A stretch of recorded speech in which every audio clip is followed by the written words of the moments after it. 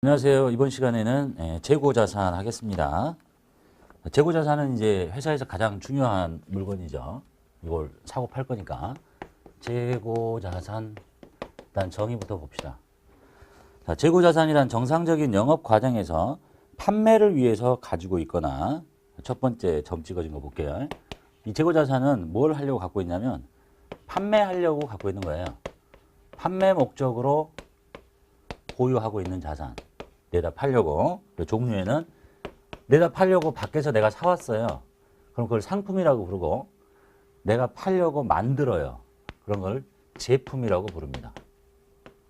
일상에서는 뭐 삼성전자의 제품, 상품 막 섞어서 부르는데 우리는 구분을 잘해야 되니까, 팔려고 밖에서 사오면 상품, 내가 만들었어요. 그러면 제품. 그러니까 예를 들면 삼성전자가 냉장고를 팔아요. 그러면 삼성전자는 냉장고를 만들어서 파는 거니까 삼성전자 입장에서는 제품이고, 하이마트는 삼성전자에서 냉장고를 사와서 파는 사람이죠. 그러니까 하이마트 입장에서는 똑같은 냉장고인데 그거는 상품이 되겠다.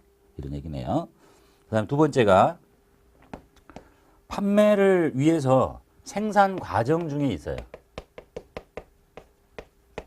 즉 만들고 있다는 얘기죠.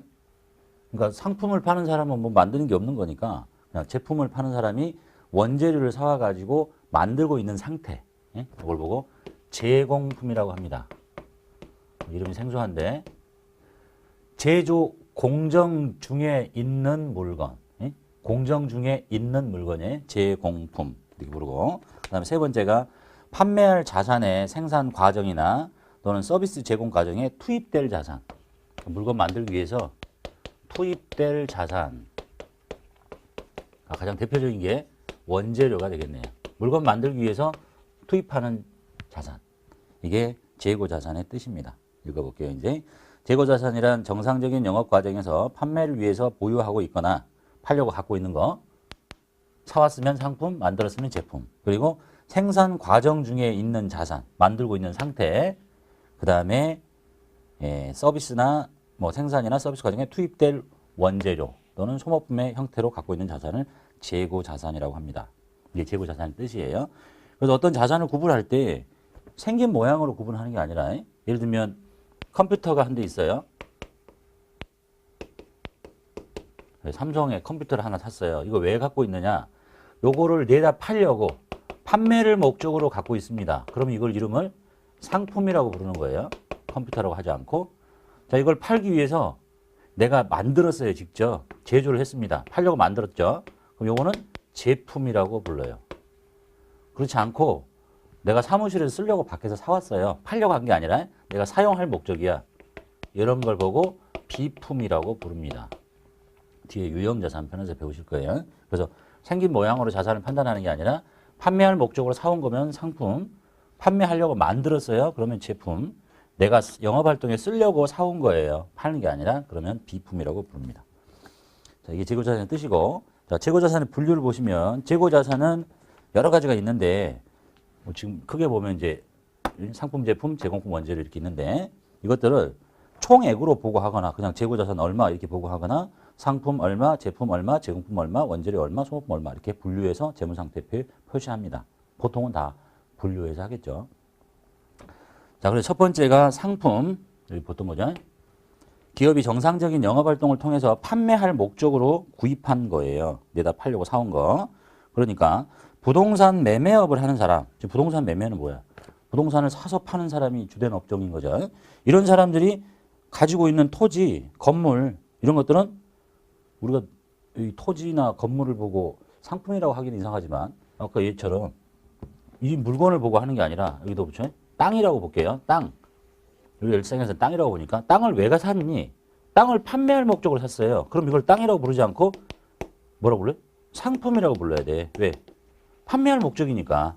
그래 남들이 알아먹겠죠. 이 땅을 왜 갖고 있냐? 상품이라고 보고 하면 아, 팔려고 갖고 있구나. 땅을 뭐 만드는데 쓰진 않고요. 영업활동이 계속 쓸 거다. 여기 땅에다가 공장 지어서 쓴다.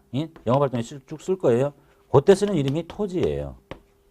이런 거예요. 그러니까 부동산 매매업자가 땅을 사면 주된 목적이 땅을 사서 파는 거니까 상품이라고 부르더라라는 얘기입니다.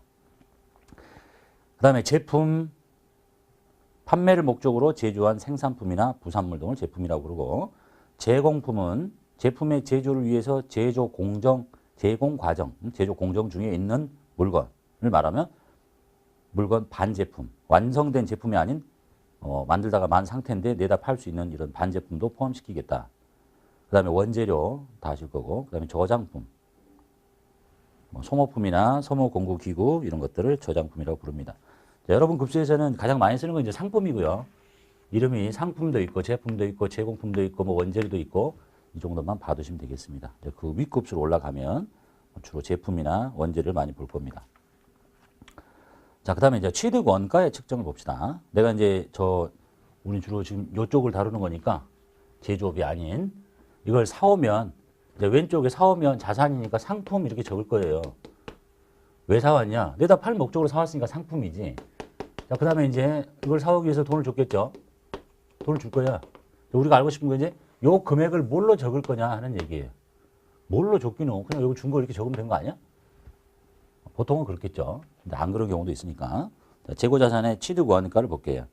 자, 취득 원가는 매입 원가. 자, 밖에서 사왔으면 요 금액은 돈 준 거 매입 원가에다가 또는 이걸 내가 만들어요. 제품이면 사오는 수가 없는 거지. 제품은 사오는 게 아니에요. 제품을 사오는 거 말이 안 되지. 사온 건 상품이야. 제품은 내가 만들어야 돼. 제품이라면 제조 원가. 우리 회계에서는 제조업을 다루지 않으니까 그냥 이거라고 보시면 돼요. 여기다 적을 금액은 매입 원가예요. 돈 주고 사온 거. 거기다가 취득에 직접적으로 관련되어 있으며 정상적으로 발생하는 기타 원가를 더합니다. 여기다가 기타 원가를 더하시래요. 시험에서 이제 중요한 게 이거겠죠. 원래 물건값을 주는 건 당연히 원가인데 저것을 취득하는데 직접 관련된 정상적으로 발생하는 원가가 있으면 더하시라는 얘기예요. 첫 번째 거 볼게요. 매입 원가는 재고자산의 매입 원가는 이걸 조금 더 해석을 이제 풀면 일단 매입 가격, 자 매입 가액에다가 돈 준 거 물건값, 거기다가 매입 운임, 지금 여기 나온 게 이게 기타 원가인 거죠. 매입할 때 들어간 운반비, 그 다음에 뭐 어디 배에서 내려야 된다면 뭐 하역료 이런 거, 그 다음에 보험료. 물건을 사오는데 무슨 보험료가 들까? 상황에 따라서 물건을 외국에서 사오는데 배에서 하역을 해야 되는 하역료가 들고, 그 다음에 또 뭐 해상보험을 가입해서 배가 싣고 오는데 내가 그걸 부담해야 된다. 그럼 이 자산을 취득하는데 직접 관련된 원가이기 때문에 다 여기다 더하시는 거예요. 그래서 여기다 같이 적는 거야. 이런 돈이 만약에 보험료가 나가요. 이걸 상품이라고 적어야 된다는 거야. 여기다 보험료라고 적는 게 아니라. 그래서 처음 하시는 분이 이상하게 생각하는 것 중에 하나가 이거죠. 재고자산의 매입 원가는 매입 가액에다가 매입 운임, 하역료, 보험료 등 중요한 말, 취득 과정에서 정상적으로 발생한 부대 원가를 다 더합니다. 이게 지금 취득 과정에서 정상적으로 발생한 부대 원가죠. 응? 왜 예전 표현은 뭐 부대 비용 이렇게 표현했는데 요걸 다 더하시라는 거야. 이렇게. 그게 이제 이해가 안 되는 것 중에 하나가 요거죠. 그래서 예를 들어 봅시다. 자, 예를 들면 이래요. 내가 가방을 파는 사람인데 부산에 좋은 가방이 있어. 나는 이제 서울에서 장사를 해요. 이제 부산에서 가서 가방을 또 사와야 될 거 아니에요. 근데 그 가방 가격이 1,000원짜리야. 1,000원. 그리고 상품 가격을 1,000원 주고 사오면 되겠죠. 그럼 이제 이렇게 하겠지. 현금 1,000원 주고 상품을 사온 거예요. 내다 팔려고. 상품 1,000원. 이렇게. 그런데 요거를 여기서 이렇게 끌고 오면서 뭐가 발생하냐면 운반비가 들어요. 뭐 운임. 근데 그 운임을 얘가 부담하면 아무 상관없는데 내가 돈 주고 사와야 돼. 근데 운임이 얼마가 들었냐면 뭐 버스 타고 가서 500원 정도의 운임이 들었다 칩시다. 자, 그럼 이제 일상적으로 물어보면 자, 이거 상품이지. 그 다음에 저걸 사오는데 500원의 돈이 더 나갔네요. 이거를 뭐라고 이게? 운반비르잖아. 운반비. 이렇게 해봐요. 심각하고 좋잖아. 운반비. 사올 때 운반비 들었잖아. 운반비. 보험료 들었지. 보험료. 하역비 들었지. 하역비. 이렇게 다 이렇게 비용 처리했어요. 그럼 아주 쉽잖아. 그런데 문제는 뭐냐면 이렇게 기록을 하게 되면 자, 보세요. 이제 여러분 아무리 무식한 사람도 이 정도는 알겠지. 자, 내가 원래 물건값이 1,000원짜리인데 부산에서 사왔어요. 그래서 사오는데 500원의 돈이 더 들었어. 자, 이 물건을 팔라고 합니다. 누군가가. 친구가 야, 너 나하고 친하니까 가방 그냥 한 1,400원쯤에 팔면 안 되겠냐? 그래? 알았어. 생각해보니까 지금 장부에는 상품이 1,000원으로 잡혀 있죠? 근데 이걸 봐도 초등학생한테 물어봐도 이걸 1,400원에 팔면 되겠어요? 안 되잖아. 최소한 1,500원은 받아야 될 거 아니에요. 그지? 그런데 이걸 회계 처리를 이렇게 하고요. 이걸 비용으로 이렇게 처리해 놓으면 이제 물건을 팔 때 이렇게 할 거예요. 얘는 현금으로 1,400원을 받았대요. 그리고 이제 상품을 팔았으니까 상품 매출 이렇게 하겠죠? 이게 수익이에요. 상품 매출을 1,400 이렇게 잡아요. 그러면 이제 얘는 속으로 뭔 생각을 하냐면 장부상으로만 놓고 보면 이 물건은 원래 1,000원짜리잖아요. 응? 1,000원짜리 물건을 1,400원에 팔았기 때문에 매출은 1,400, 그것에 대응하는 매출 원가는 물건값이 얼마짜리라고 적혀 있어요? 1,000원짜리라고 적혀 있잖아요. 그러니까 이 사람은 이 물건 하나를 팔고 400원의 이익이 남는 걸 보고 되는 거예요. 말이 됩니까? 이 물건은 최소한 얼마를 받아야 되는 게 1,500원을 받아야 되는데 1,400원을 받고도 자기는 매출은 1,400, 이 물건 값은 여기다 1,000원 적었으니까 1,000원. 그래서 우리는 하나 팔 때마다 400원의 이익이 남는구나 라고 이렇게 바보 같은 짓을 하게 되는 거예요. 그죠? 그래서 어떻게 해야 되는 거예요? 이 운반비를 상품에다 더해야 되는 거예요, 여기다가.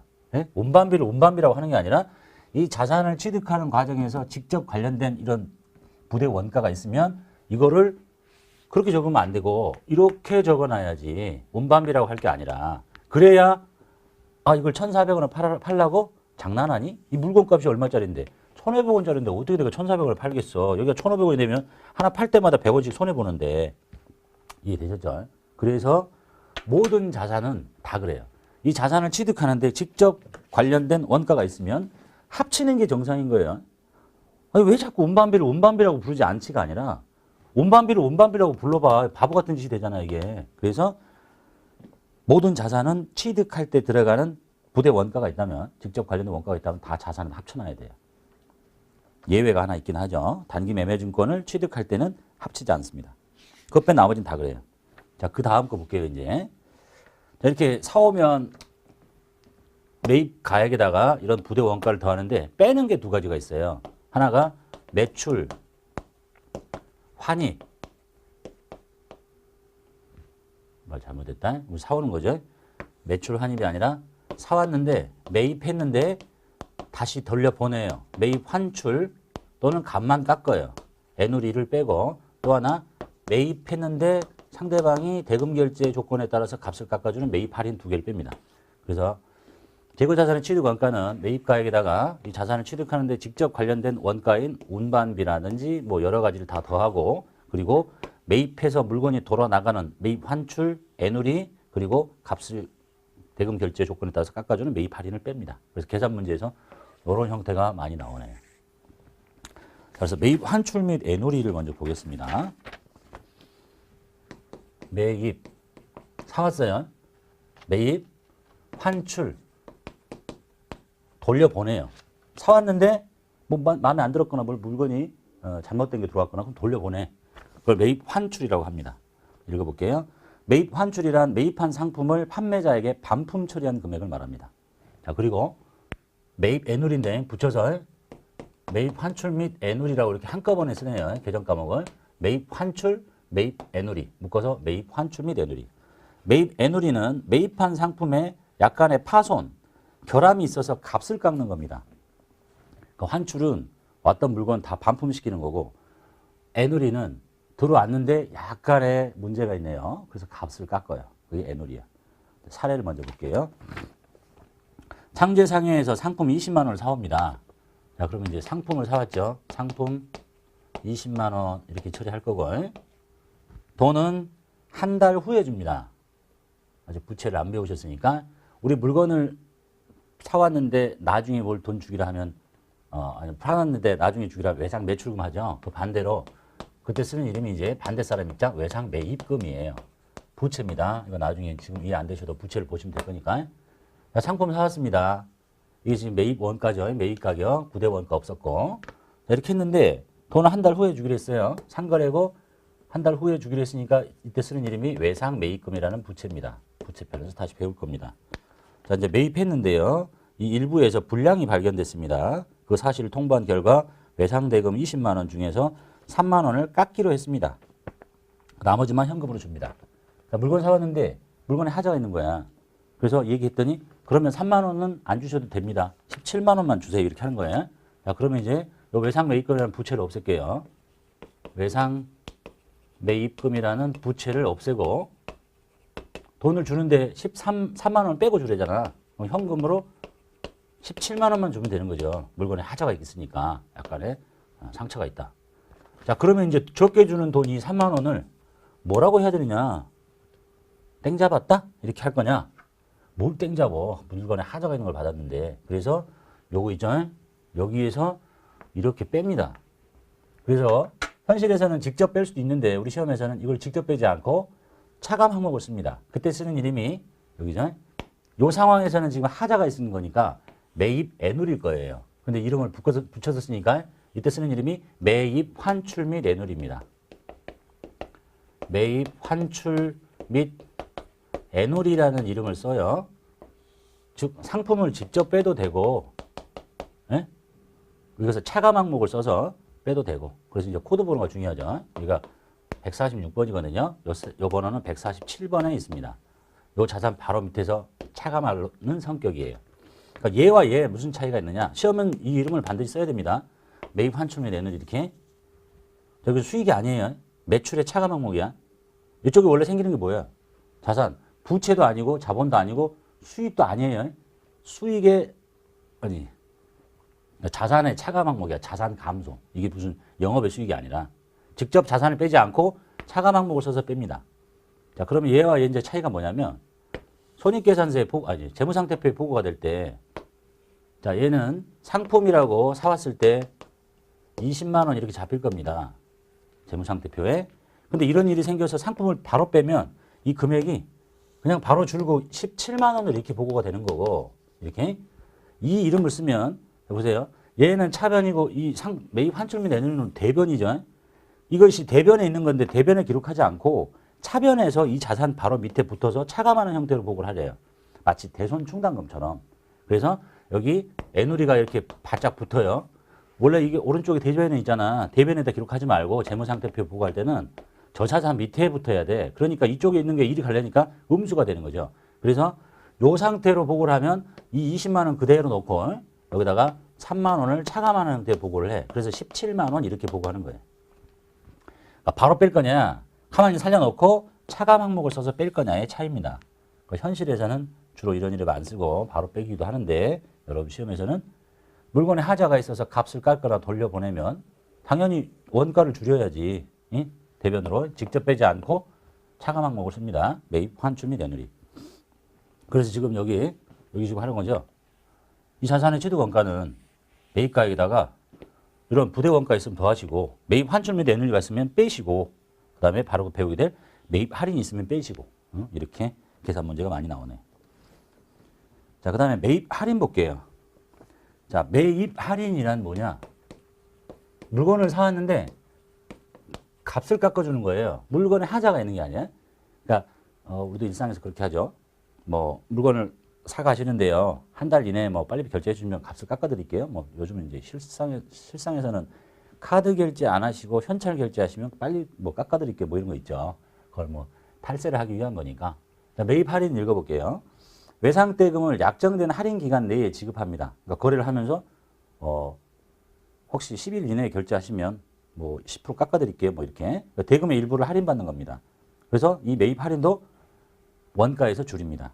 여기 사례 볼게요. 똑같네요. 상품 사왔죠. 상품을 20만 원 사왔습니다. 그 돈은 한 달 후에 줍니다. 이런 상거래이기 때문에 이런 걸 보고 외상 매입금이라고 부릅니다. 나중에 배우실 거고. 자, 그런데 이 사람이 이제 조건이 뭐라고 되어 있었냐면, 지금 사가셨는데 5일 이내에 현금으로 주시면요. 대금을 주시면 감사하니까 10%를 깎아드리겠대요. 그럼 어떻게 해야 되겠어요, 이제? 돈 있으면 빨리빨리 갚아버려야 되겠죠? 갚을게요. 외상 매입금 갚습니다. 20만 원 갚는데 지금 10일 이내에 결제한대잖아요. 그러니까 10일 이내에 결제하니까 10%를 뺀 18만 원만 주면 되는 거잖아. 현금으로 18만 원을 줍니다. 자, 그리고 나서 이거 적게 들어간 이제 돈 적게 주죠, 이제. 이거 보면 이 상황은 진짜 땡 잡은, 여기는 물건에 하자가 있는 거예요. 뭐 땡 잡았다고 표현할 수 없는데, 돈을 빨리 갚아주니까 값을 깎아주네. 그래서 여기다가 무슨 수익을 잡을 거냐. 이쪽 생길 수 있는 거 수익이죠. 영업활동과 관련 있는 수익인가? 아니다. 요거를 직접 뺍니다. 상품을. 직접 빼는데 이걸 직접 쓰지 않고 이걸 직접 쓰면 표현 방식은 이렇게 되는 거고 이걸 쓰지 않고 무슨 이름을 쓰냐면 매입 할인이라는 이름을 씁니다. 이렇게. 그러면 방금 이하고 똑같이 이렇게 보고된다는 얘기죠. 상품이라고 사들여온 것은 20만 원이지만 뭔 일이 생겼냐? 이거 원래 대변이잖아요. 대변에 적지 않고 여기다 적지 않고 차변을 보내. 그래서 매입 할인이라는 이름으로 붙어서 이게 이제 빼는 거죠. 2만 원이. 그래서 사온 물건은 18만 원짜리가 취득원가가 된다라고 재무상태표에 보고하도록 하고 있는 거예요. 성격은 똑같죠. 얘는 물건에 하자가 있어서 완전히 돌려보내는 거. 그냥 내가 쓰고 값만 깎는 거. 얘는 물건에 하자가 아니라 대금 결제 조건에 따라서 약정된 기간 내에 빨리 갚아줘서 값을 깎는 거. 매입, 할인. 자, 요것의 반대 이름은 이제 매출자이겠죠. 요건 저기 뒤쪽에서 배울 거예요. 파는 사람은 매출 환입 및 애누리. 여기는 매출 할인. 그때 가서 다시 정리하기로 하고. 그 다음에 이제 상식적으로 보면 여기 아까 이 문제에서 12일 이내에 5일 이내에 결제하시면 현금 10% 할인 조건이 이렇게 있죠. 요거를 이제 기호로 이렇게 표시합니다. 자, 뭐라고 했지? 10일이죠. 아니, 5일이죠. 자, 5일 이내에 결제하시면 10% 할인이죠. 10%. 그리고 30일, 한 달 내에 갚기로 했죠. 30일 N. 이렇게 표현해요. 그래서 이걸 조금 더 작게 쓰면 15 N 30 이렇게 표현하기도 합니다. 여기서 말하는 거는 이게 날짜예요. 5일 이내에 결제하시면 10% 할인. 늦어도 30일 이내는 주셔야 됩니다. 그럼 여기는 N은 NET 정가를 다 받겠습니다. 라는 것을 기호로 표시하면 이렇게 합니다. 한번 봐두시기만 하시면 되겠네요.